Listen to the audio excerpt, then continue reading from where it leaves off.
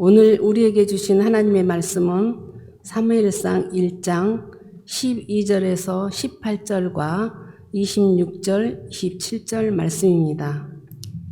이제 제가 하나님의 말씀을 봉독합니다. 하나님의 말씀을 보면서 들으십시오. 그가 여호와 앞에 오래 기도하는 동안에 엘리가 그의 입을 주목한즉 한나가 속으로 말하매 입술만 움직이고 음성은 들리지 아니하므로 엘리는 그가 취한 줄로 생각한지라. 엘리가 그에게 이르되 내가 언제까지 취하여 있겠느냐 포도주를 끊으라 하니 한나가 대답하여 이르되 내 주여 그렇지 아니하니이다. 나는 마음이 슬픈 여자라. 포도주나 독주를 마신 것이 아니요 여호와 앞에 내 심정을 통한 것뿐이오니 당신의 여종을 악한 여자로 여기지 마옵소서.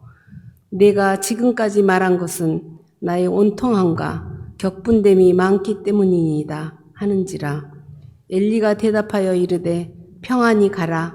이스라엘의 하나님이 내가 기도하여 구한 것을 허락하시기를 원하노라 하니 이르되 당신의 여종이 당신께 은혜 있기를 원하나이다 하고 가서 먹고 얼굴에 다시는 근심빛이 없었더라. 26절과 27절 말씀입니다. 한나가 이르되 내 주여 당신의 사심으로 맹세하나이다. 나는 여기서 내 주 당신 곁에 서서 여호와께 기도하던 여자라. 이 아이를 위하여 내가 기도하였더니 내가 구하여 기도한 바를 여호와께서 내게 허락하신지라. 이 말씀은 오늘 우리에게 주신 하나님의 말씀입니다.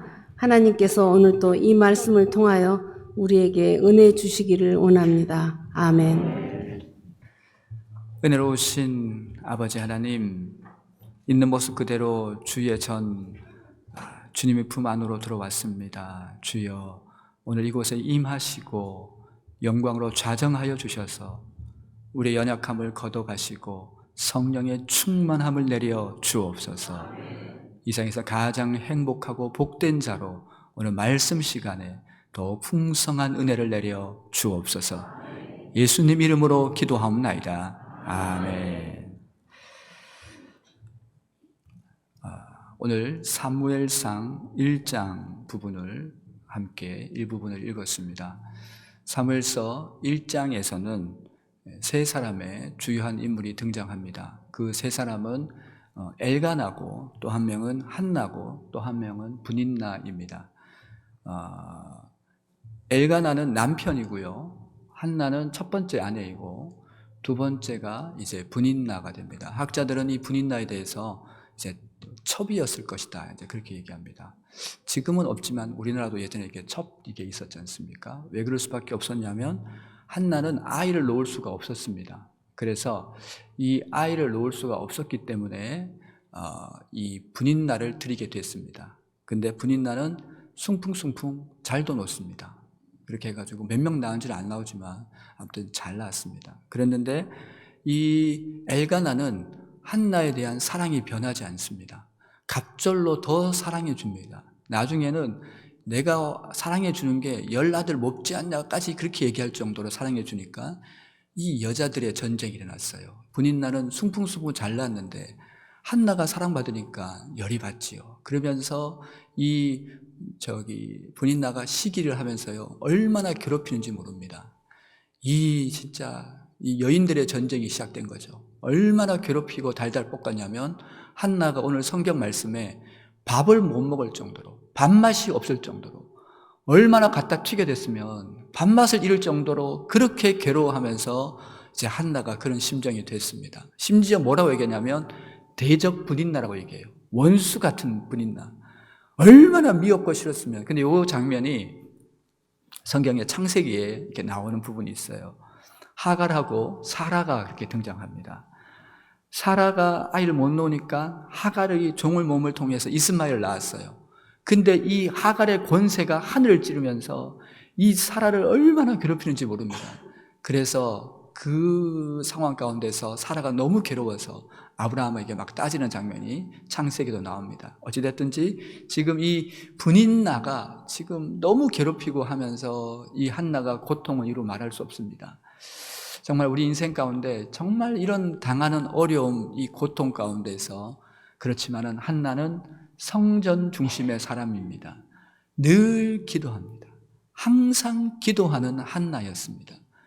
한나는 기도가 연습돼 있었어요. 한나는 훈련이 돼 있었어요. 자동 반사, 즉각적인 자동 반사입니다. 어려운 일이 있어 주의 전으로 달려가야지. 어려운 일이 있어 주님께 달려갈 거야. 주님은 해결하실 수 있어.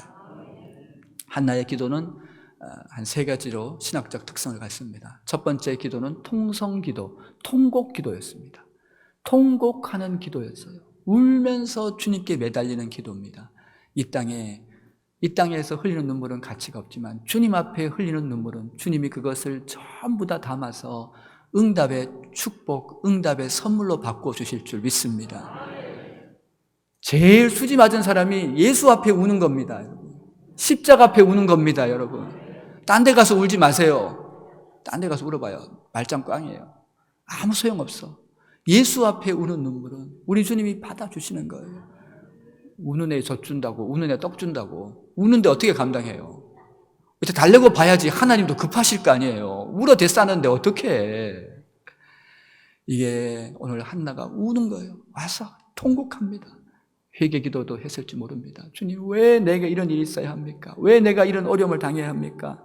왜 저 XX가 저를 이렇게 괴롭히고 또 괴롭히고 너무너무 괴롭습니다. 울면서 통곡하는 그 기도가 등장하고 있습니다. 나중에는 이 기도가 이 간절하면 그렇겠지만 이제 힘이 좀 빠지잖아요. 주여 울고 하다가 소리는 약해지면서 입술만 이제 옹골옹골 되는 겁니다. 그리고 얼마나 간절하게 기도했던지 얼굴이 낯이 벌개졌어요. 근데 그 모습을 보고 옆에 있던 엘리 제사장이 저 양반은 왜 저렇게 술을 처먹고 교회 와가지고 저렇게 난리를 치는고 하면서 엘리가 보면 답답한 거예요. 그래갖고 엘리가 와갖고 이제 얘기를 하는 거예요. 이제 그렇게 얘기했더니 이제 내가 너무 아프고 힘들어서 그런 얘기를 이제 하게 됩니다. 이제 한나의 기도는 이제 통곡 기도였다는 거. 주님 앞에 우는 거예요. 우리 예수님도 심한 통곡의 눈물을 흘렸다고. 남자 중에 남자, 성경에 다윗만큼 멋진 남자 어디 있습니까?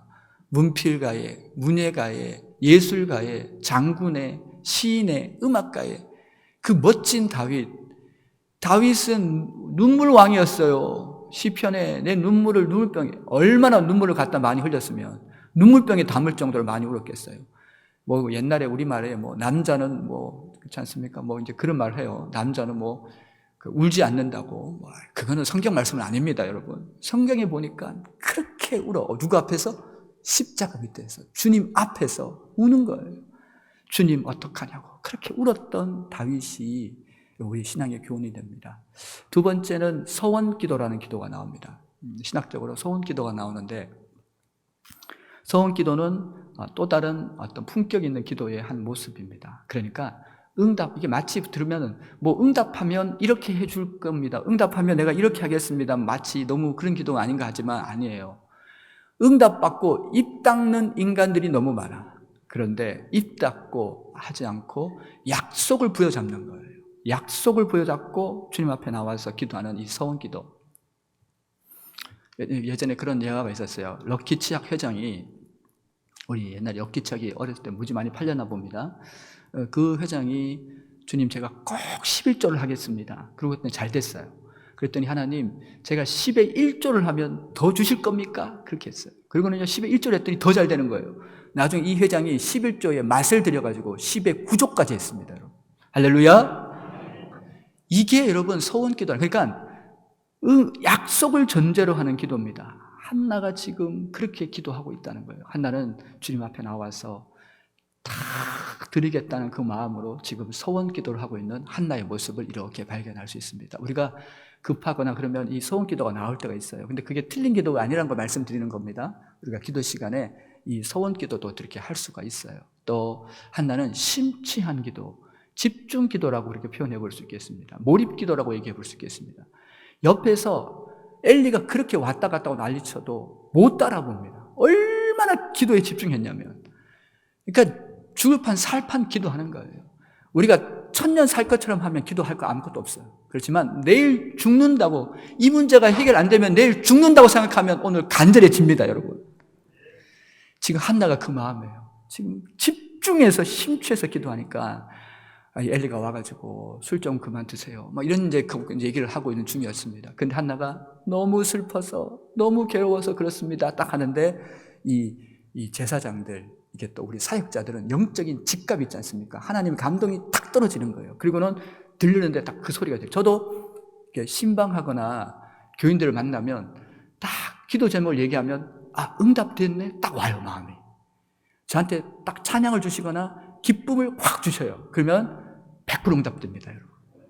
너무너무 신기해요. 뭐 그렇다고 대놓고 얘기하지 않습니다. 뭐 안 됐어 이렇게 얘기 못하지만, 그래도 이런 마음이 있어요. 엘리가 지금 그 마음을 만난 거예요. 하나님의 감동이 임하면서 딱 확신이 이렇게 딱 들어오기 시작하는데, 엘리 마음 가운데 확신이 딱 들어오는데, 그렇게 얘기합니다. 내가 기도하여 구한 것을 허락하시기를 원하노라, 이렇게 얘기합니다. 엘리가 또 기도하는 거예요. 딱 대고는요, 딱 대놓고 그 감동을 받아서 바로 또 그렇게 기도했더니, 이 한나가 그 기도 제목 그 듣고는요, 아멘 합니다. 그 기도를 받고요, 그때부터 수심이 사라졌다고 얘기합니다.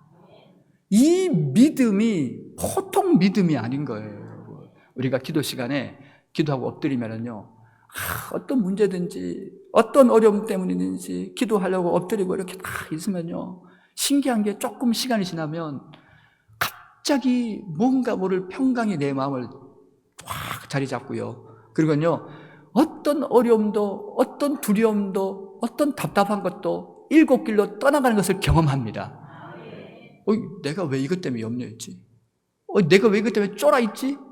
이런 마음이 생기는 게 기도의 능력이거든요. 지금 한나가 그걸 체험하고 있는 거예요. 한나가 지금 그 은혜를 체험하고, 여러분 인생에 아무리 어려움이 많아도 항상 기도하면 항상 은혜가 주어질 줄 믿습니다. 기도는 완벽한 하나님의 은혜입니다. 근데 기도를 통해서 이제 집중 기도, 몰입 기도 속에서 나아갔을 때 하나님이 응답하시지요. 그래서 사무엘이라는 아들 다 하나님 주십니다. 하나님이 하나 주시면 재미없어. 우리 하나님 째째하신 하나님 아니에요. 여러분 그 하나님 믿을 거면 믿지 마세요. 우리 하나님은 그거 사무엘 딱 주고 나서 5을 얹어서 주셨습니다. 쑥쑥쑥 나오는 거예요. 쑥쑥쑥 5명을 넣는 거예요. 그렇게 해갖고 한나, 우리 인생 가운데 하나님이 손 대시면 안 될 일이 없습니다. 하나님이 은혜 주시면 조금 주지 않습니다, 여러분. 우리 인간처럼 생각하시면 안 돼요. 하나님 은혜 주시려고 마음 먹으면 5을 그냥 따발총으로 팍팍팍 주시는 거예요. 5명을 그냥. 놀랬을 거예요, 한나가. 나 뭐 애기 못 놓는데 나와보니까 6명이나 낳았어. 지금 그런 한나의 삶입니다.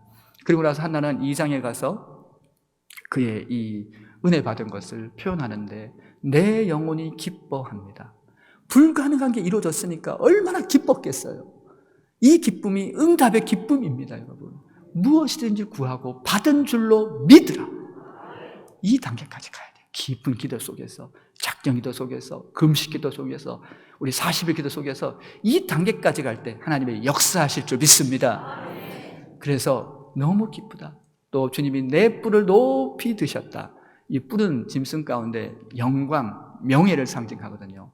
그런 초라했던 여인이 이제 주님께서 그 문제를 해결해 주면서 떵떵거리면서, 그리고 이제 사무엘이 그 민족의 지도자가 됐어요. 더 떵떵거려요. 이제 어깨 쫙 펴고 그 어려움이 변하여서 가정의 문제를 해결했고, 나아가서 이 한 여인의 문제가 어두웠던 사사시대를 밝히는 하나님의 능력이 되었습니다.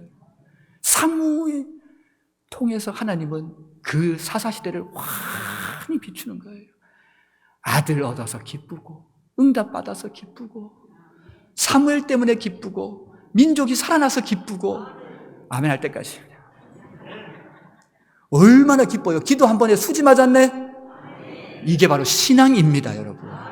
이 한나는 이 깊은 신앙 속에서 지금 풍성한 은혜 속에서 그 감격과 그 응답의 그 풍성함 속에서 지금 놀랍게 지금 기뻐하는데, 나중에는요, 내 대적 앞에서 내 입을 활짝 여셨다고 그렇게 얘기합니다. 이 말은 무슨 말이냐면, 그동안 움츠러들어서 말도 못했어.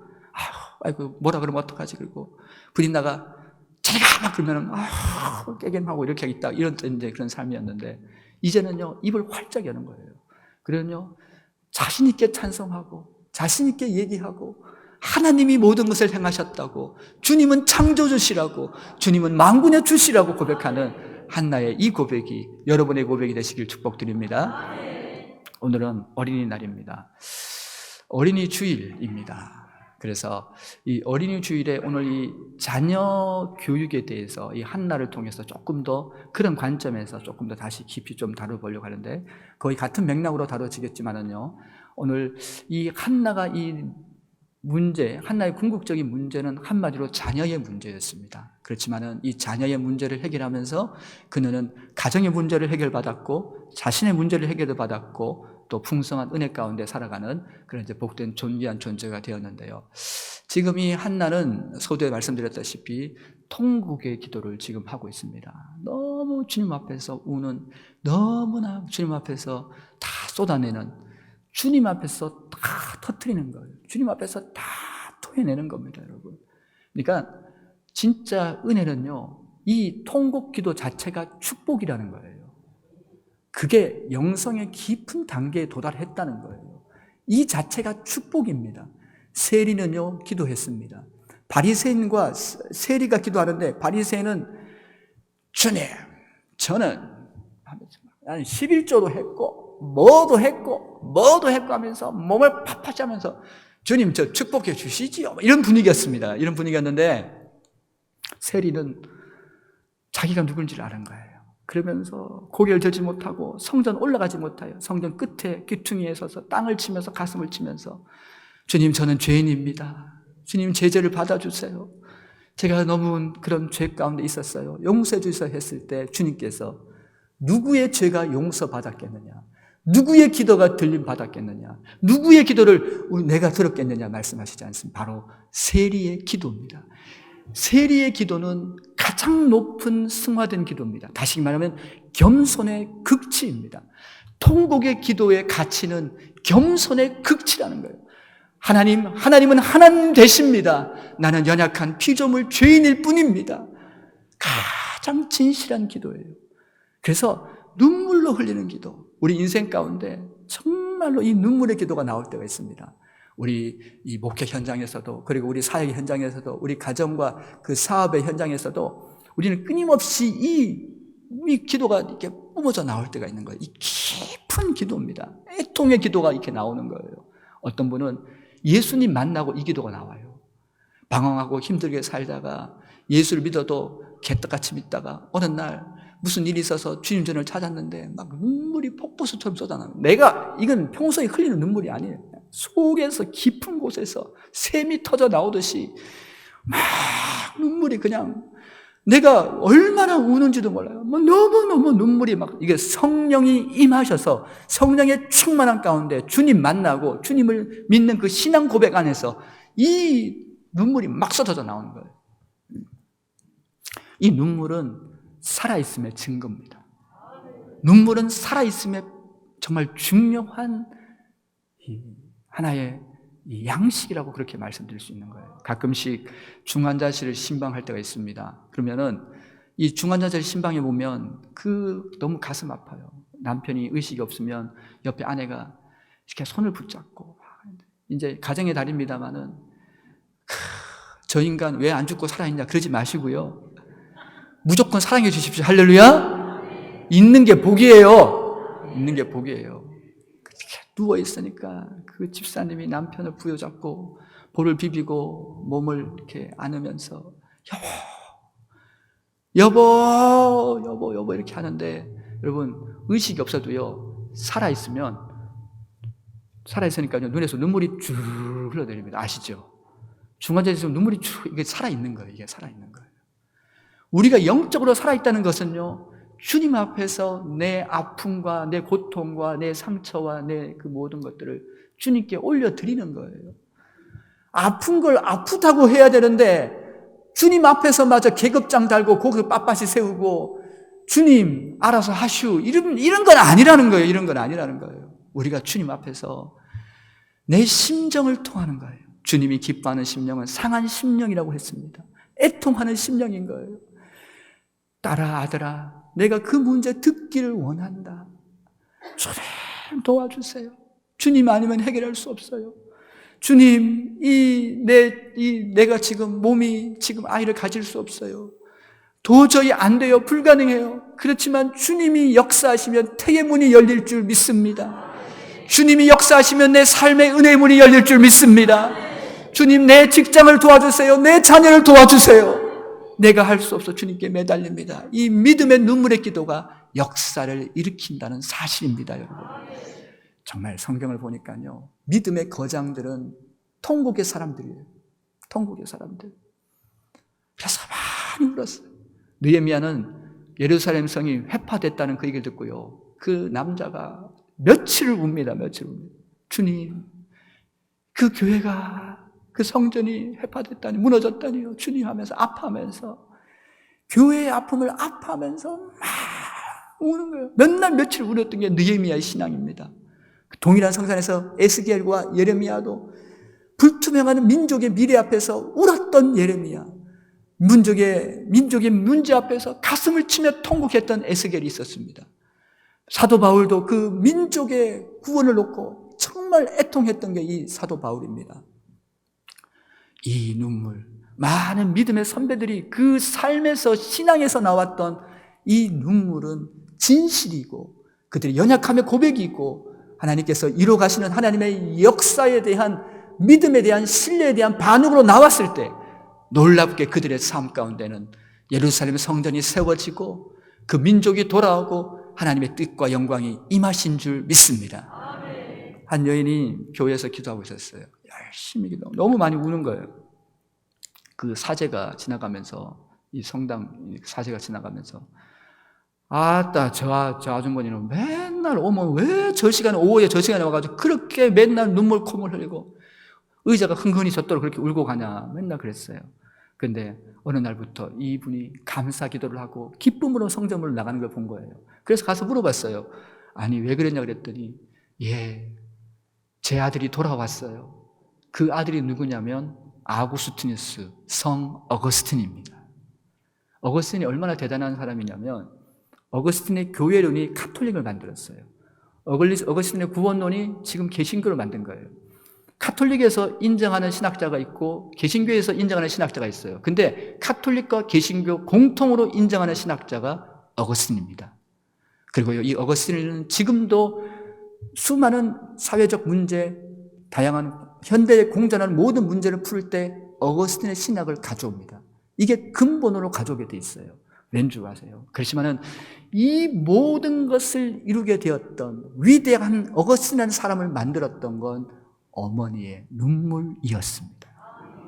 여러분 아이들이, 여러분의 자녀들이 헤매시고 어렵다고 생각하십니까? 그것 때문에 낙심하거나 주저앉지 말라는 거예요. 낙심하거나 상처받지 말라는 거예요. 오히려 오늘 이 한나에게 주어졌던 이 은혜가 여러분의 자녀에게, 여러분의 후손들에게 나타날 줄 믿습니다. 자녀를 위해서 우는 눈물은 헛되지 않습니다. 세상 밖에서 흘리는 눈물은 가치가 없지만 주님 앞에서 자녀를 위해서 흘리는 눈물은, 내 자녀를 위해서 울라고 주님께서 말씀하셨어요. 우리가 자녀를 기르면 우리 한계에 봉착합니다, 여러분. 내 자녀지만, 내가 배 아파서 낳았지만 내가 할 수 없어요. 그래서 주님은 울어라고 얘기하는 거예요. 그래야 성령으로 한다는 거예요. 믿음으로 한다는 겁니다. 그래서 그 다음은 이 한나의 믿음입니다. 좀 전에 말씀드렸지만은 이 한나는 믿음의 반응을 보입니다. 어떻게 이 어려움이 있는데 이거를 주님 발 앞에 내려놓으면 돼. 이걸 주님과 의논하면 돼. 이번에도 주님 앞에 떼써야지. 이번에도 주님 앞에 가면 게임 셋이야. 이번에도 주님 앞에 가면 이 문제는 아무것도 아니야. 주님 앞으로 달려가서 주님 도와주세요. 주님 함께해 주세요. 주님 역사해 주세요. 이게 한나의 믿음입니다. 한나는요, 엘리가 그렇게 응답을 선포했을 때 아멘으로 받고 그 다음에 수심이 근심빛이 싹 사라지는 거예요. 아니, 언제 줄 줄 안다고. 믿음도 대단해. 그 순간에 싹 사라지는 거예요. 여러분, 응답이 뭔지 아세요? 신기하게 어떤 문제가 있을 때 이 문제가 되지 않습니다, 여러분. 나를 짓누르지 않아요. 나를 찌르지 않아요. 그게 응답의 사인입니다. 그래서 응답은 말씀으로 주어집니다. 응답은 사건으로 주어집니다. 응답은 내 삶의 문제에 대한 해석으로 주어지게 되는 거예요. 이것이 내게 응답으로 주어졌을 때 내 삶에 신기한 게 그 삶의 고통과 아픔이 더 이상 나를 누르지 않는 신비한 성령의 능력에 사로잡힌다는 거예요. 그것이 바로 이 기도가 갖고 있는 놀라운 하나님의 은혜가 되는 줄 믿습니다. 한 두 분을 소개하면서 믿음에 대해서 나누려 합니다. 이 한나의 믿음이 결국은 사무엘이라는 위대한 아들을 만드는 거예요. 한 시대를 빛나게 하는 어두웠던 사사시대를 등불처럼 사용되었던 사무엘이라는 위대한 하나님의 사람이 세워지게 되는 겁니다.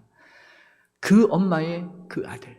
근데 성경을 보니까 그 아버지의 그 아들이 있었으니 아브라함과 이삭입니다.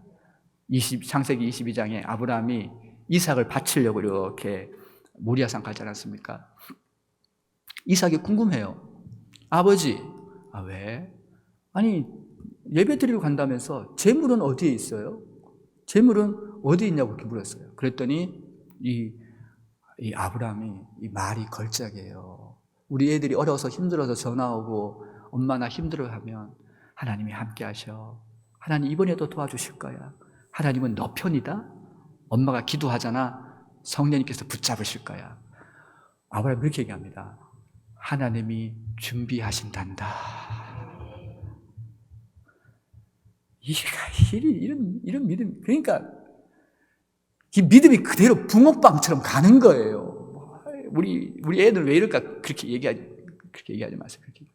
믿음은 붕어빵처럼 남는 거예요. 가만히 보세요. 우리 애들 믿음이 결국은 내 믿음이라는 거예요. 그런데 이제 정상에서 애를 막 꽁꽁 묶습니다. 근데도 반항하잖아요. 칼을 들이대도 눈알을 깜짝하지 않습니다. 그 아버지의 그 아들. 참, 믿음이 참. 근데 이 얘기를 꼭 해야 돼요. 아브라함이 믿음이 좋은 게 아니에요. 애굽으로 내려가지 말라 했더니 흉년 든다고 도망을 쳐버리고 거기서 지 아내를 누이라 속여가지고 대사건을 만나기도 하고요. 아들 준다고 했는데 종을 후계자로 삼겠다고 하지 않나, 이스마엘에게 넘겨주겠다고 하지 않나, 그렇게 믿음 없는 행동을 했어요. 하나님이 또 직접 천사를 보내서 애를 주겠다고 했더니 뒷방에 들어가가지고 혼자 웃으며 말이 되는 얘기를 하시. 이렇게 했던 게 아브라함이에요. 여러분, 아브라함. 이게 아브라함이라니까요, 여러분. 근데 아브라함이 왜 대단한 줄 아세요? 그리고 꼬꾸라졌을 때도 하나님이 찾아와서 아브라함아, 넌 복의 근원이야. 너의 후손이 하늘의 별보다 더 많을 거야. 아멘. 주님 다시 일어나겠습니다. 이게 아브라함의 믿음입니다, 여러분. 아브라함의 믿음의 위대함은 그 순간 성령을 통해서 끊임없이 회복해 되시는 영을 통해 찾아올 때 끊임없이 자기 자신을 내어드립니다. 그 은혜 앞에 내어드려요. 다 되어주는 거예요. 그랬더니 그리고 히브리서 11장에서는요 이 사건을 일깨워서 히브리서 기자는 그렇게 얘기합니다. 아브라함은 내가 지금 죽였더라도 하나님은 다시 살릴 줄 믿었다. 부활 신앙이었다고 얘기합니다. 여러분에게 이 믿음이 여러분의 믿음이 되시기를 축복을 드립니다. 성경에 이런 믿음 시리즈를 얘기하면 끝이 없습니다.